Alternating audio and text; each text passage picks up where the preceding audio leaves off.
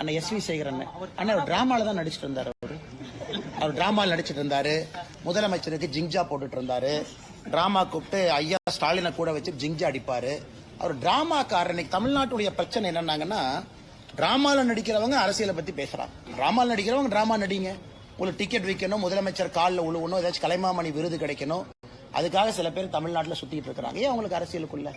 அதாவது நான் 2014 மோடிக்காக பிஜேபிக்கு வந்தேன், அப்புறம் அண்ணாமலை எதிர்த்து இன்னைக்கு திமுகவுக்கு போயிட்டேன். இந்த மாதிரி சொல்றவங்க கருத்துக்களை எப்படி நான் பதில் சொல்ல முடியுங்கன்னா? அண்ணாமலை இருக்கிறானோ இல்லையோ, நான் பிஜேபியில இருப்பேன், இது தொண்டர்களுக்கான இயக்கம்னா நான் பதில் சொல்றேன். நீ திமுகவுக்கு போகணும், அல்லது நீ ஏற்கனவே சொன்ன மாதிரி ஒரு தம்பி பிஜேபியில இருந்து அதிமுகவுக்கு போகணும், அதிமுக தம்பி டிவி கேக்கு போகணும். நீ போறனா போய்க்கப்பா, பழிய என் மேல போடுற. உனக்கு ஒரு கட்சியின் மீது நம்பிக்கை இருக்குன்னா அந்த கட்சியில் இருக்கணும். தலைவர்கள் வருவார்கள் போவார்கள். இன்னைக்கு நீங்க சொன்ன அந்த காமெடி நடிகர் அப்படித்தான் ஆயிட்டார். ஆனா நீங்க மீடியா நண்பர்கள் என்ன பண்றீங்க? உங்களுக்கு ஒரு டிஆர்பி வேணும். மக்களுக்கு காலையில இருந்து டிவியை பாக்குறாங்க.